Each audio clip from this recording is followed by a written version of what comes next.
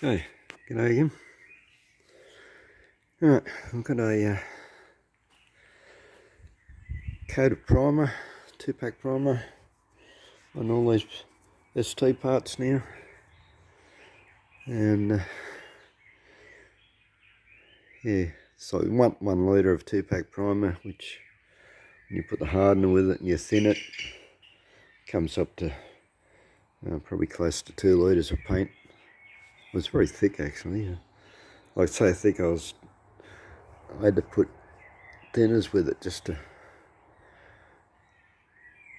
to reduce it enough just so I can mix the hardener in. Yeah, I don't think it was supposed to be that. It's probably getting a bit old, but anyway. Yeah, most of it's gone pretty good. We did have a couple of issues. See here on this fiberglass, we still had pinholes in it. The pinholes are caused by air bubbles. This is the issue you get when you rub through the fiberglass and putty. You have little tiny air bubbles in it which become pinholes, and I wish I'd have had a little artist brush handy. That's the go with pinholes when you're primering. You get a little artist brush and you just rub the paint into the pinholes, but because I didn't have one, so I've had to just put the gun down real close and blow it in, which means you then get runs. The runs themselves can be an issue because in trying to rub the runs out, you can rub through and then have the same issue happen again. So yeah, you can see. I can see, hopefully you can see. There's one there, the sort of mist.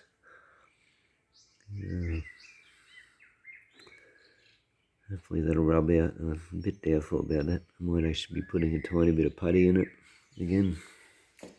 The issue I've got now is that I don't have any more 2-pack primer.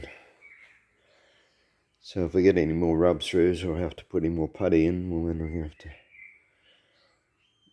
finish it real smooth, perfect, and then just put a bit of spray can primer, acrylic primer over it.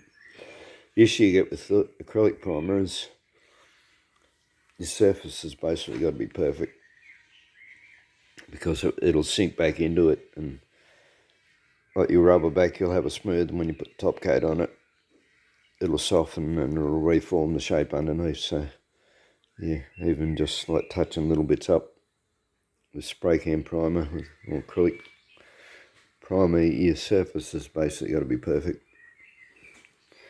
But yeah, the rest of it's all come out pretty good. Can't see any of the rub marks.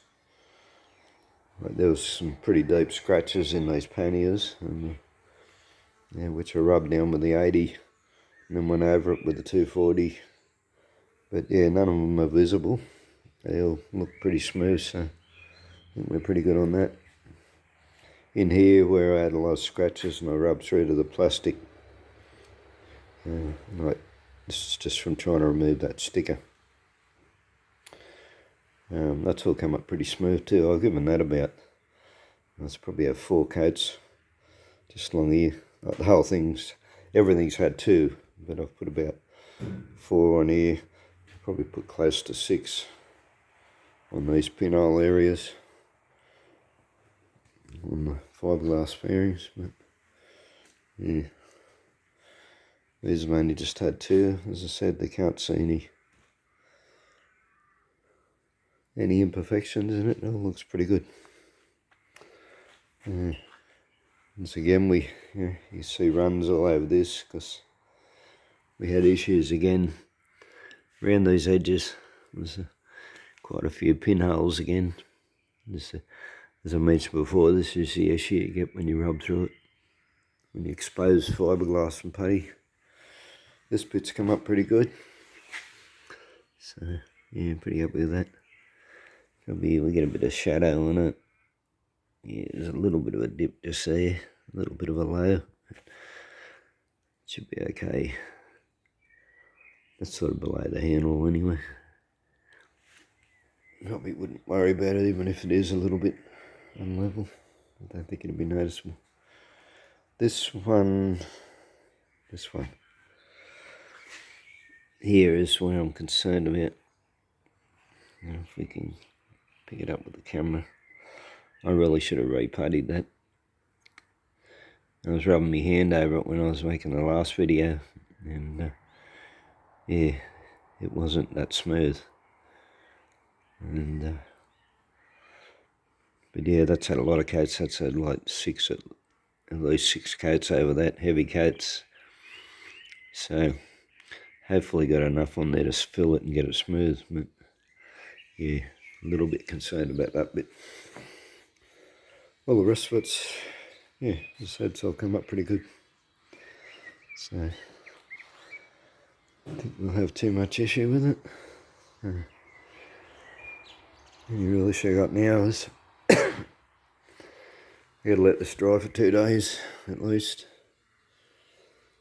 Yeah, which means the shed stays like this for 2 days. Can't do anything else in here. And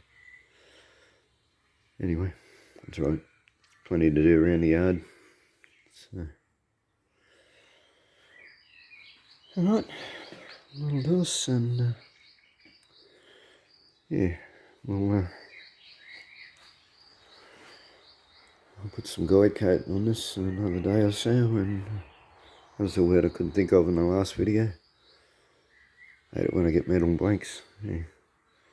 I was saying, yeah, spray a bit of light black enamel on it, but yeah, that's what I meant, a bit of guide coat. And yeah, we might video some of the rubbing, just to show some of it. And yeah, I'm going to have to put some of these videos together, especially the bike one, start to finish of making these fairings and pegs. Yeah. Anyway, thanks for watching, and I'll catch you again. Bye.